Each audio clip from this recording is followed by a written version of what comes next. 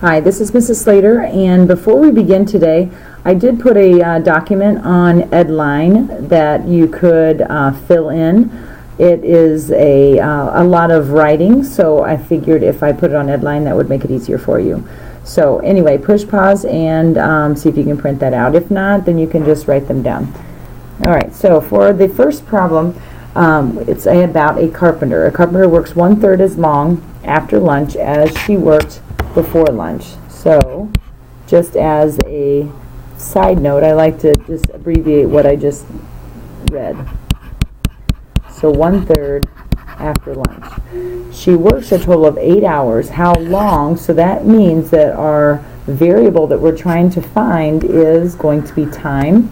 So when we define our variables, H is going to be the hours that she worked before lunch. Okay, so then develop the plan. I really like to draw a picture. So I think of it as a timeline, as lunch in the middle, and then what she would do before lunch, and then after lunch. So it just gives me a good idea. So the whole day spans out to be 8 hours, as it says in the original problem. And then it says before lunch, it was 1/3 as long after lunch as she worked before. So if we are going to write that in, this would be X, and this would be 1/3 of X. And that justifies what it said in the first sentence. So if we know it's 8 hours long, we know that these two lengths, or these two amounts of time, are going to equal 8 hours. Okay, so then you would carry out the plan and solve, which would mean that X plus 1/3 X equals 8. And when you add those together, you end up with 4/3 X equals 8. And then we can multiply both sides by the reciprocal, 3/4, for an answer of 24/4, which is 6 hours. So that will answer the question. It takes 6 hours before lunch. Okay, so let's try the next one. Same type of thing. I'm not going to have you write down step 1 and 2 and 3 all the time, but that's just for the beginning lesson. Let's go to the next one. The sum of two consecutive even integers is 50. So before we even begin, we've got to talk about what a consecutive even integer is. For example, 2, 4, 6, 8, 10, and so on. Those are consecutive even integers. And how would you write those if you don't know where to start? If we call the first one X and describe what is happening after, 4 would be 2 after the original. So that would be X plus 2. Same with 6. If you're talking about the original, X plus 4, this X is what we're talking about. X plus 4 would give you the 6. Okay? So this, anytime they're talking about consecutive, even, consecutive odd integers, or just consecutive integers, you're going to have to use some kind of place for X, X plus 4, X plus 2, X plus 4. Okay, so now let's go back to the problem. We know equals 50, so we're going to have an equals 50 at the end. And there's two consecutive even integers. We could go on forever with this, but we only need the sum, which means the add of two consecutive integers. So the first is X, the second is X plus 2. And to solve it, we can combine like terms together. Actually, go ahead and push pause and solve.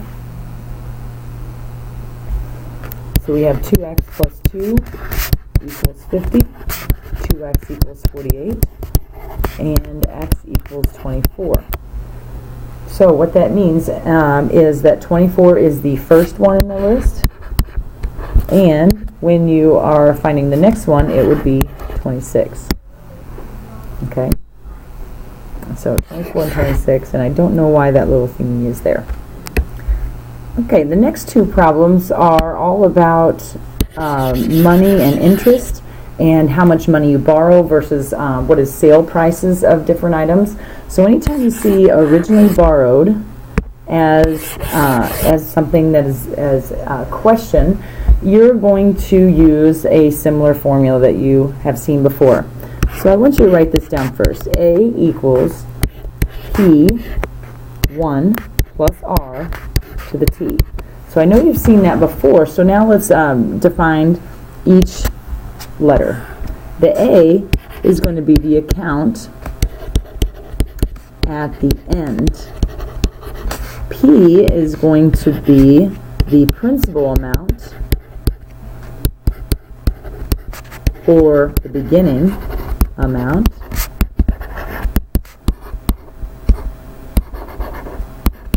R is going to be the rate, and T is the time.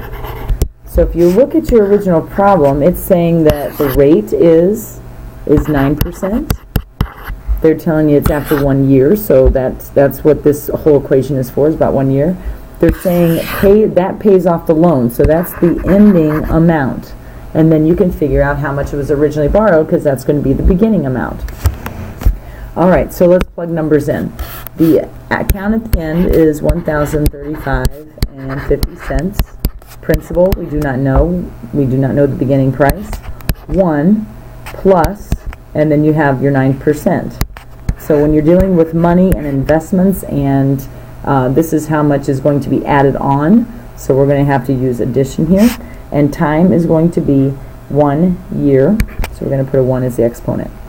Okay, so when you are cleaning this up, you'd have 1,035.5 equals the principal times 1.09, and after dividing, hopefully you would get, and you should get, not hopefully, $950. So what that means is this person gave money to, or borrowed money, $950, and then when you have a loan, then you have to pay him back for borrowing the money to begin with. So $950, it should be always less than what the ending loan amount is. Okay, so let's try the next one. This is all about buying things. This one is a red sports car. A snail bought it, of all things, for 10% of the sale cost. So there's our sticker price, and there's our rate. He only paid $6,300 for it, so there's our ending amount, and here's our rate. Two things showed up already. When a curious earthworm asked him what the sticker price was, the snail couldn't remember. So I want you to find that out. Now there's just one little short different thing that we'd have to change here. A equals P, and it's 1 minus R to the T, because we're dealing with a sale price, and the sale price is always going to be lower than the original amount. So this is the only change from the other one. Okay, so let's plug some numbers in. They gave us $6,300. The principal we do not know. 1 minus 0.1, because that's our rate. We have to move our decimal over 2 places, and it's again going to be for 1 year. So 6,300 equals P times, now it's 1 minus, so it's going to be 0.9. And when you divide 0.9 to both sides, you should get an answer of principal equals $7,000. So that was the original price for the red sports car. Okay, so we're going to have lots of practice on these tomorrow in class, and I have to end with a joke, and it's all about the snail. The earthworm noticed a large white S painted on the side of each door of his red sports car. Why did the snail paint the large S on each door? And the answer goes like this in the story. The snail grew up in a poor neighborhood, so he bought the car, put S's on it, so everyone would say as the snail drove by, "Look at that S car go."